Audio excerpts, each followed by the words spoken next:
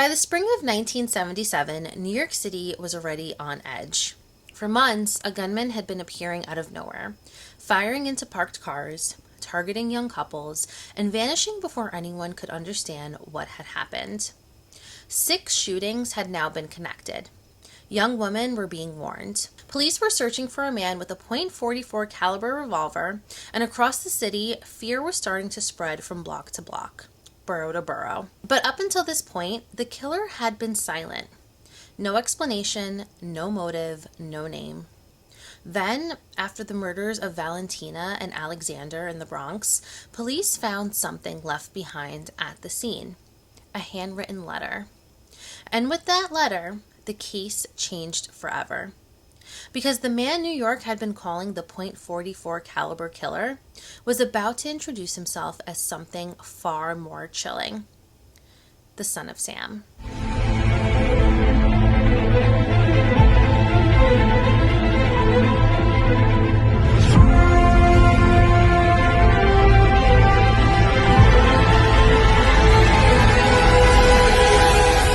What's up, guys? Welcome to Crime Snob Podcast, where every Monday we dive into some of the most twisted local true crime stories. My name is Sandra Royello. And I'm Alice. And this is part 2 of The Son of Sam. At around 3 a.m. on April 17th, 1977, 18-year-old Valentina sat in the driver's seat of a parked car in the Bronx with her friend 20-year-old Alexander after going to see a movie. Like many of his earlier attacks, David approached the car on the driver's side and fired through the closed window, unfortunately killing both Valentina and Alexander. This time, however, he left something at the scene, a handwritten letter addressed to the NYPD detective heading the investigation, Captain Joseph Borelli. The letter was long, fragmented, and theatrical, written by someone who was clearly enjoying the performance of it. According to archive.thetab.com, it started off by saying, quote, "I am deeply hurt by your calling me a woman hater. I am not, but I am a monster. I am the Son of Sam." That was his letter? There was a lot more to it, but yeah, this is part of it. The letter warned of more killings, stating, quote, "Police let me haunt you with these words. I'll be back. I'll be back. Bang, bang, bang, bang, bang. Ugh. Yours in murder, Mr. Monster." Oh, what a sick man. Mm-hmm. What an unwell person, my God. I know. It described his, quote, father ordering him to go out and hunt, saying, quote, "Papa Sam is old now. He needs some blood to preserve his youth. He has had too many heart attacks. I love to hunt, prowling the streets looking for fair game. I live for the hunt. My life, blood for Papa." And it was signed the Son of Sam. I don't like it. Although authorities initially withheld these letters from the public, the press eventually got hold of them, or at least pieces of it, and the city shifted into a new gear of fear. Then in May, a second letter arrived. This one addressed directly to a man named Jimmy Breslin, the most widely read columnist in New York at the time. Jimmy wrote for the Daily News, and David had chosen him deliberately. He wasn't writing to the police anymore. He was now writing to the public. The letters described New York City streets in vivid, grimy detail, stating, quote, "Hello from the gutters of New York City, which are filled with dog manure, vomit, stale wine, urine, and blood." And it mentioned Donna Loria by name, telling Jimmy not to let people forget her, and said plainly that he could not stop. When Jimmy showed the letter to the NYPD, they ultimately allowed the Daily News to publish it, but only if certain threats in the letter were withheld, most likely in an effort to minimize public panic. I mean, either way, this is terrifying. It's terrifying. I know. The Daily News held the letter for days, teasing the exclusive on their front page before publishing it. When it finally ran, the issue allegedly sold over 1 million copies, and although police made efforts to minimize public shock, it threw New Yorkers into a frenzy, especially as this case began to gain media coverage both nationally and internationally. And here's the thing I want you to sit with. The letters worked. Not in the sense that they helped catch him. They didn't. Not directly anyway. But they worked in the sense that they did exactly what they were designed to do. They made an entire city afraid. They specifically made women afraid. Reports had spread that his female victims tended to have long, dark hair. Whether that was truly a pattern or a rumor that calcified into fact doesn't really matter. What matters is that women believed it at the time. Women across the 5 boroughs started cutting their hair, dyeing it blonde, and changing the way that they looked in the hope that he wouldn't choose them. Wow. In the summer of 1977, the NYPD and City Hall issued active warnings urging teenagers and young adults to avoid parking on scenic overlooks, parks, and coastal routes often referred to as Lover's Lane. How frequently were the attacks happening? Most of them were months apart from each other. I see. So, like, one would happen in November, and then the next one would happen in January. Got it. So usually a couple. Some of them, I think, were just like 5 weeks apart, 2 Right. months apart, but usually a couple weeks have at least gone by. Yeah. The NYPD put together an enormous task force called Operation Omega, more than 200 detectives working the case full time, the largest investigative effort the department had mounted up to that point. Thousands of .44 caliber Bulldog revolvers were traced across the country.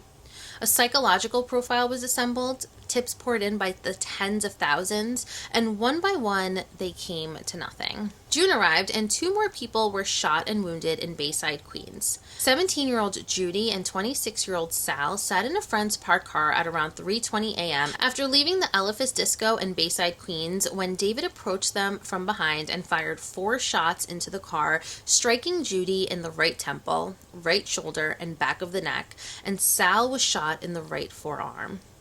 Both somehow miraculously survived. That's And insane to me. I know, isn't that crazy?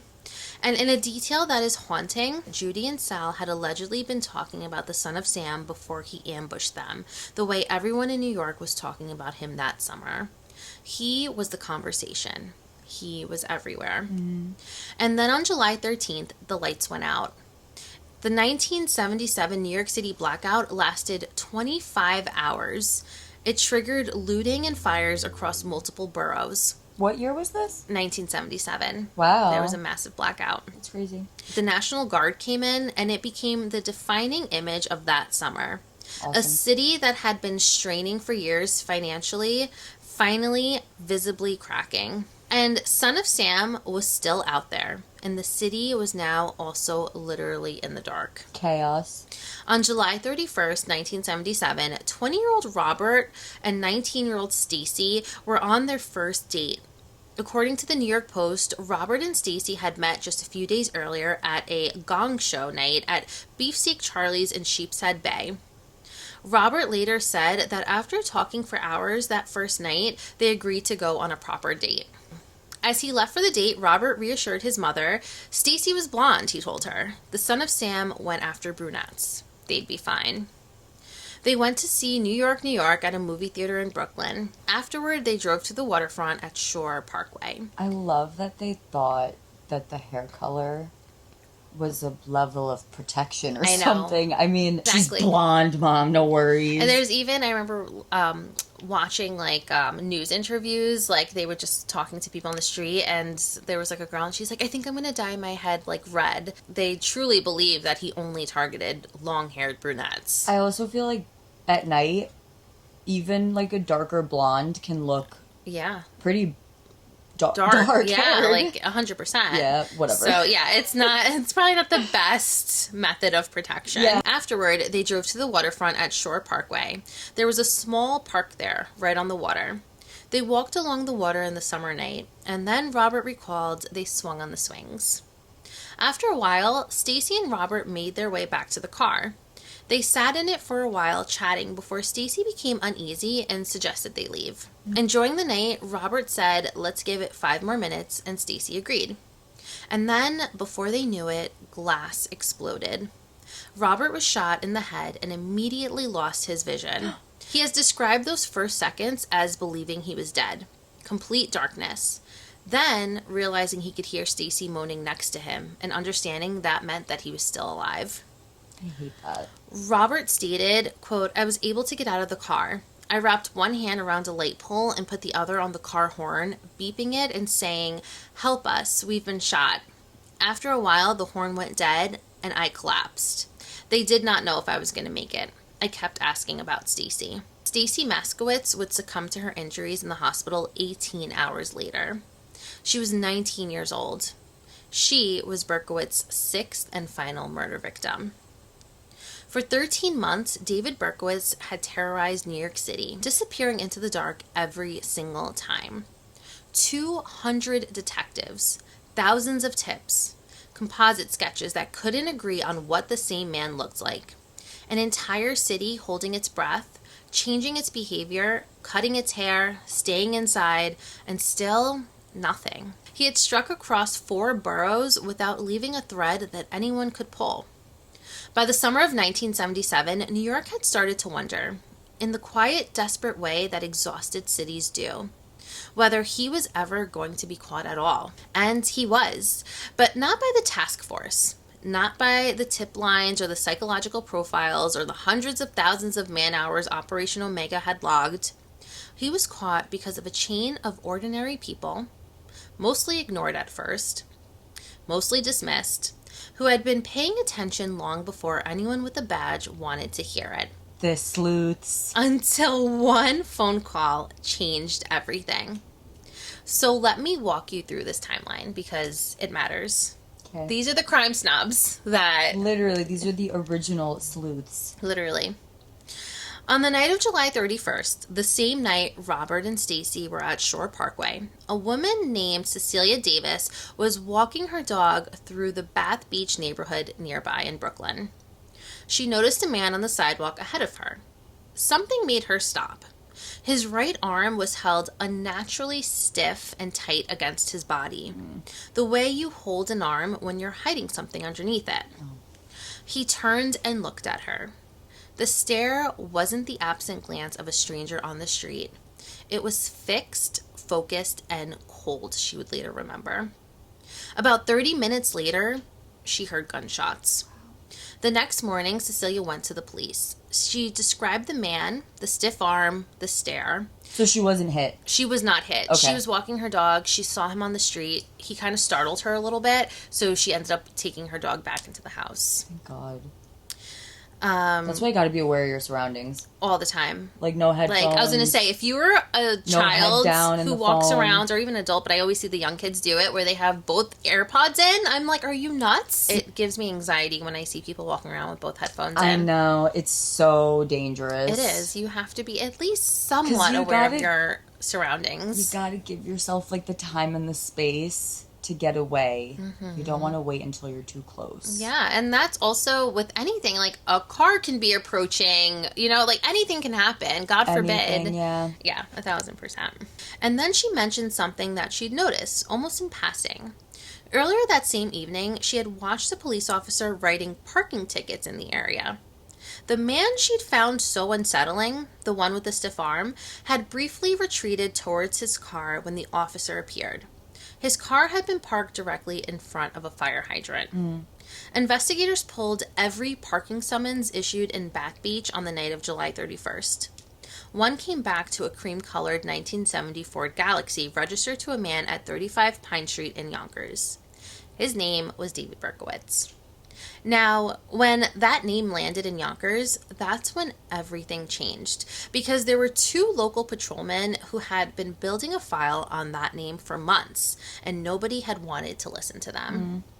So let me back up and walk you through the Yonkers side of this. Okay.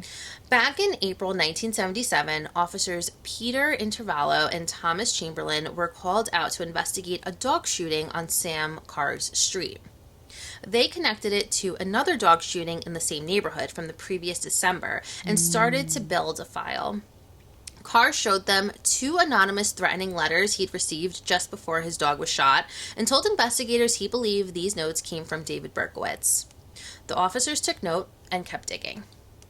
Then in June, a couple named Nan and Jack Cassara from New Rochelle received a strange anonymous get well card signed Sam and Francis Carr. No.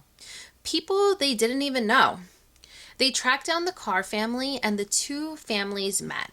The Cassaras heard about the threatening letters Carr had been receiving, and then Mrs. Cassara's son remembered something. They had once rented a room to a former tenant with an intense, unsettling hatred for dogs. That evening, Mrs. Cassara went through her old rental records, and the name she found was David R. Berkowitz. She looked him up in the Westchester phone directory, 35 Pine Street, Yonkers, New York. Meanwhile, that same building, 35 Pine Street, had another tenant named Craig Glassman, an auxiliary deputy sheriff who had also been receiving threatening letters believed to be from David. Wow. When Chamberlain was called to investigate a small fire set at Glassman's apartment door, Intervallo examined the letters and noticed something. The handwriting and wording matched the letters sent to the cars. They were almost certain it was the same person. I will say that's someone that's really paying attention, because I don't know if I would notice such a thing. But also how many people are getting and leaving strange, threatening Letters in the neighborhood. Right, exactly. In the first week of August, just days after Stacy Maskowitz died, Mrs. Casera called the Yonkers Police Department to report her suspicions directly. She told them she believed Berkowitz could be the son of Sam. The detective who answered, she later said, was rude and dismissed her, and she hung up and dropped the matter. On August 5th, Intervallo and Chamberlain finally got the NYPD to listen, bringing their full file to Detective Richard Salverson in the Intelligence Division. This was the first time David Berkowitz's name had officially reached the New York City Police Department. Then came August 9th. Berkowitz's name was now on a parking ticket, in a Yonkers file, and in the NYPD's Intelligence Division. Nice. Detective James Justice of the 10th Homicide Zone in Brooklyn picked up the phone and called the Yonkers Police Department. At that point, simply to contact Berkowitz as a potential witness to the Bath Beach shooting. So I think they saw that he was parked in the area around the time. So originally they were just calling to see if he knew anything about the shooting or if he saw anything suspicious. They didn't necessarily think that it was him at the beginning. Okay. The call was answered by a woman named Wheat Carr, a full-time employee of the Yonkers Police Department and David's neighbor. Okay. She immediately told Justice that she had her own suspicions about Berkowitz. She connected him directly to Intervallo and Chamberlain, and the two officers laid out everything. The dog shootings, the threatening letters, the matching handwriting, the months of escalating behavior, and the Casara family's rental records. According to a police source who spoke to the New York Times, Detective Justice was so stunned by what he was hearing that he literally dropped the phone. I bet. Could you imagine? It's all coming After together all this now. time, yeah. I know. The next day, on August 10th, 1977, police headed to 35 Pine Street in Yonkers, where David lived, and when they looked into his car parked out front, they saw the butt of a machine gun sticking out on the floor of the back seat. Police then broke into the car without a warrant, and in the glove box found maps of the crime scenes and an unsent Son of Sam letter addressed to Sergeant Dowd of the Omega Task Force. At around 10 p.m., David left his apartment holding a .44 caliber Bulldog pistol in a paper bag, and he was met by officers who had staked out outside. Nice.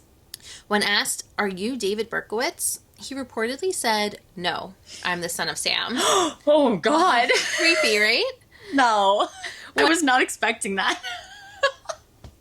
Other accounts report that when David was arrested, he also allegedly told police, "Well, you got me. How come it took you so long?" I mean, that's fair. The front page of the Daily News the next morning was one word in letters 3 inches high. Caught. Thank God. At the precinct, Berkowitz confirmed everything. He talked about the demon in the dog, he talked about Sam Carr, and he even admitted to being caught just in time before he murdered again. According to Time magazine, while in custody, David said, quote, "It turns out they caught David Berkowitz right in the nick of time." He later told investigators that he'd been planning to head to a Hamptons nightclub with a semi-automatic rifle and, quote unquote, go down in a blaze. Okay. According to AETV.com, David was evaluated by 3 different state-appointed psychiatrists, 2 of which deemed him unfit to stand trial. The third, however, determined that despite everything, the delusions, the letters, the fires, the years of escalating violence, David understood that what he had done was wrong, and in turn, he was in fact competent to stand trial. David Berkowitz pleaded guilty in June 1978 and was sentenced to 6 consecutive terms of 25 years to life at the Sean Gunn Correctional Facility. He became eligible for parole after 25 years, but has been denied 12 times, and in 2011 he said that he will no longer seek parole. He became a born-again Christian in the early 1990s, and I think it's also important to mention that David allegedly later admitted that he blamed his neighbor's dog, Harvey, for the murders in an attempt to bolster an insanity defense. God, enough with the dog. I know. So apparently that was all a lie, he later claimed. He said that he just did it so that he could plead insanity. Yeah, right. Shortly after the case closed, a journalist named Maury Terry started noticing things that didn't add up. Witness descriptions that suggested more than one person at some crime scenes, a reference in the Son of Sam letters to, quote, 22 disciples of hell, a phrase that didn't fit the narrative of one isolated guy in an apartment, and the sons of Berkowitz's neighbors, Sam Carr, John and Michael Carr, who had been socially connected to Berkowitz and were both dead within 2 years of his arrest. Really? John Carr, whose nickname was Wheaties, died in what was officially ruled a self-inflicted shooting in North Dakota in early 1978. Michael Carr died in a single-car accident in New York on the West Side Highway in 1979. Terry thought that was a lot of convenient dying. Yeah. Terry focused his investigation on Untermeyer Park in Yonkers, which some of you may know as one of the most gorgeous restored gardens in Westchester now. So beautiful. Right on the Hudson. In the 1970s, though, it was an abandoned, overgrown estate. Its Gilded Age stonework crumbling, completely accessible, and almost completely unmonitored. Yeah. Terry believed it was the gathering site for a loosely organized group with satanic ritual practices that had, in his view, recruited Berkowitz as a triggerman. And here's the wildest part. Berkowitz himself, years later from prison, started saying Terry was right. He claimed he had been recruited at a party in the Bronx in 1975, introduced through Michael Carr, and had attended late-night gatherings at Van Cortlandt Park and Untermeyer Park. He described an initiation at Untermeyer, firelight, a pricked finger, a prayer to Lucifer, and he said that he didn't act alone. Okay. The NYPD has always maintained that he did, though.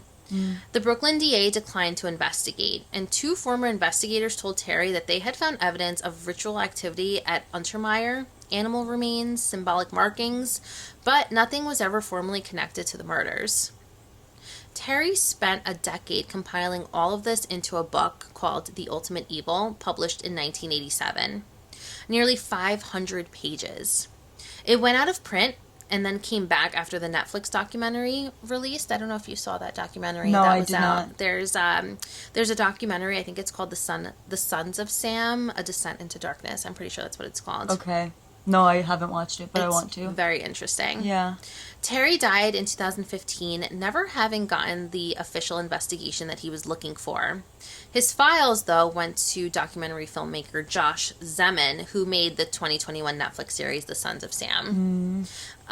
It's very interesting. If you want to kind of spiral down that rabbit hole, it's a very, very interesting watch. It just kind of goes into the whole cult and basically him not acting alone, and there are some interesting things that they do find from that, basically saying that if, let's say, this woman Cecilia had seen him at this time, it wouldn't have made sense for him to get the parking ticket at this time and then the shots to go off when they did. Like, they were just saying there wasn't enough time for him to get from place to place to place, so there had to have been another gunman. I see. And Terry actually did get to interview David in jail, and there were some very interesting things that he did say that came from the cult that he was in, and the reason why the Carr brothers died was because of the cult and like all of these things. So there are very interesting, also of Sam Carr being very abusive, and like there's certain things that he would say, like Sam Carr locks us in the attic and like does this and does that, and so they were just saying that he was a very heavy like disciplinary. Like, sure. he, so like there are some things that they say could possibly have some ties to the Carr brothers being involved in all of this. And so it's just, you will fall down a rabbit hole. There's a lot of information. So if you do want to like learn about it, I would definitely say to look into that. Totally. The Satanic Panic though, right? Like, that was like when that was really, and then he became like a born again Christian after that. So it's like, I also can see the graduation of the delusion, Right, but for sure. And then also people argue that they think that maybe David was just like, not that Terry like coerced him to saying some things, but he would phrase things as and then you were in a cult, correct? Or like yeah, and yeah, like kind of almost leading him a little bit. right. And so they think that maybe some people think that it's definitely true, and some people think that maybe he was just kind of giving Terry what he wanted to hear. So it's Yeah. really it's Just to stay like relevant and Yeah, it's- again to feed into the attention that right. he wanted, and here's this guy that's giving it to him. So I could Exactly. imagine him being like, yeah, that's what happened. Right, for You know, sure. whether he believed it did or it actually did or it did not, Right. you know. No, it's hard to tell. Yeah. But it's definitely interesting to watch. Is he still alive? He is still alive. So before we finish, I just want to talk about what this case left behind.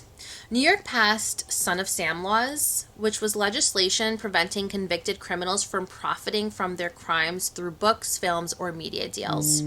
Any money goes to victims instead. It's been adopted in some form across the country, though it's generated decades of First Amendment legal challenges.